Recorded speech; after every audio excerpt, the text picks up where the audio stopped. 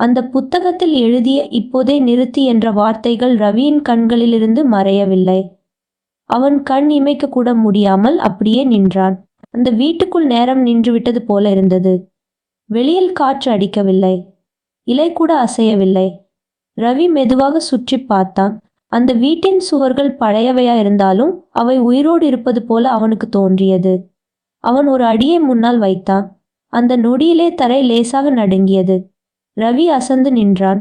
அந்த மேசை மீதுள்ள புத்தகம் தானாகவே மூடியது. பிறகு மெதுவாக மீண்டும் திறந்தது. இந்த முறை எழுத்துகள் வேகமாக எழுதப்பட்டன. அவை எச்சரிக்கை போல இருந்தது. ரவி அதை வாசிக்க துணிந்தான். இங்கு உண்மை தேடுபவர்கள் அனைவரும் திரும்பி போகவில்லை என்று அந்த புத்தகத்தில் எழுதப்பட்டிருந்தது. ரவி தன் இதய துடிப்பை கேட்டான். அவன் வாழ்க்கையில் முதல் முறையாக உண்மையை அறிய பயந்தான். அவன் வெளியே போக நினைத்தான். ஆனால் கதவுதானாக மூடப்பட்டது.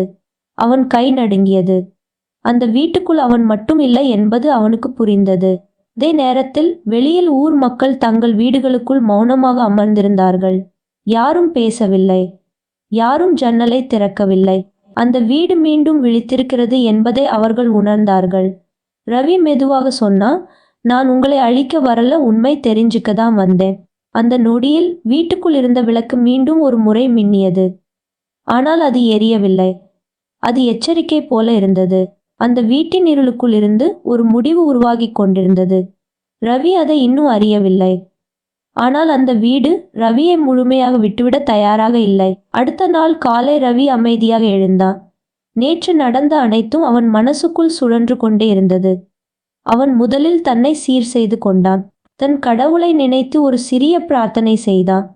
உண்மை எதுவாக இருந்தாலும் எனக்கு தைரியம் கொடு என்று மனசுக்குள் கேட்டுக்கொண்டான். இந்த முறை ரவி அந்த வீட்டின் முன் வாசலுக்கு போகவில்லை. வீட்டின் பின்புறம் இருக்கும் ஒரு பழைய பாதை வழியாக நுழைந்தான். அந்த வழி பல ஆண்டுகளாக யாரும் பயன்படுத்தாதது போல இருந்தது. கதவை திறந்து உள்ளே சென்றதும் அவன் கண்கள் விரிந்தன. அந்த வீட்டுக்குள் ஒரு சிறிய குடும்பம் இருந்தது. ஒரு ஆண், ஒரு பெண், 2 குழந்தைகள். அவர்கள் சாதாரண மனிதர்கள் போலவே இருந்தார்கள். இதை பார்த்த ரவி ஒரு நொடி திகைத்தான். இது உண்மையா அல்லது மீண்டும் ஒரு மாயா என்று அவனுக்கு புரியவில்லை. ஒரு நொடி அவனுக்கு மூச்சே நின்றது போல இருந்தது. பிறகு மெதுவாக ஒரு ஆழ்ந்த மூச்சை இழுத்து கொண்டான். தன்னை சமாளித்து கொண்டு, நீங்கள் யார் என்று கேட்டான். அந்த வார்த்தை கேட்டதும் வீட்டில் இருந்தவர்கள் பயந்து ஓடினார்கள். ஒருவர் ஒரு அறைக்குள் மறைந்தார். குழந்தைகள் ஒரு மூலையில் ஒளிந்து கொண்டார்கள். பெண் கதவுக்கு பின்னால் ஒளிந்தாள். ரவி வீட்டுக்குள் மேலும் நடந்தான். அப்போது திடீரென்று ஒரு கனமான குரல் கேட்டது. நீ நின்ற இடத்திலேயே நில். அந்த குரல் வீட்டையே நடுங்க வைத்தது. பழைய சுவர்கள் அதிர்ந்தன. ரவி அப்படியே நின்று விட்டான். அவன் கால்களை கூட அசைக்கவில்லை. இங்கே என்ன நடக்குது?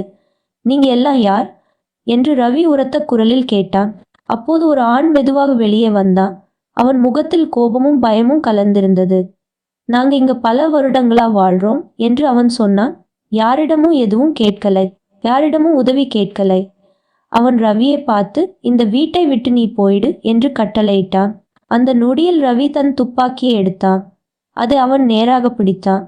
நான் விசாரணை துறையிலிருந்து வந்தவன் என்று உறுதியான குரலில் சொன்னான். நான் உங்களுக்கு எதிரி இல்லை. நீங்க சரணடைங்க. இங்க என்ன நடக்குது உண்மையா சொல்லுங்க. துப்பாக்கி முனையில் அந்த மனிதன் மெதுவாக கைகளை உயர்த்தினான். அவன் குரல் மாறியது. அதில் உண்மை வெளிப்பட்டது. எங்களுக்கு வீடு இல்லை என்று அவன் சொன்னான். எங்க குடும்பம் தெருவில் இருந்தது. இந்த பழைய பங்களாவை கண்டோம். இங்கு வந்து தங்கினோம். ஆனா ஊர் மக்கள் எங்களை விரட்டினாங்க. எங்களை இங்க இருக்க விடலை. அதுக்கப்புறம் தான் நாங்க பயம் காட்ட ஆரம்பிச்சோம். விளக்கு அணைச்சது, புத்தகத்துல எழுதினது, அந்த குரல்கள் எல்லாம், அது எல்லாம் நாங்க செய்த நாடகம்தான். மக்கள் பயந்து ஓடணும்னு தான். இந்த உண்மை கேட்டதும் ரவி மௌனமாக நின்றான். அவன் கண்களில் கோபம் இல்லை, அதில் இரக்கம் இருந்தது. சிறிது நேரம் கழித்து ரவி சொன்னா, நான் உங்களுக்கு வேற ஒரு இடம் ஏற்பாடு பண்ணினா இந்த வீட்டை விட்டுட்டு போவீங்களா? அந்த மனிதன் கண்கள் நனைந்தது. நாங்க நம்புறோம் என்று அவன் சொன்னான்.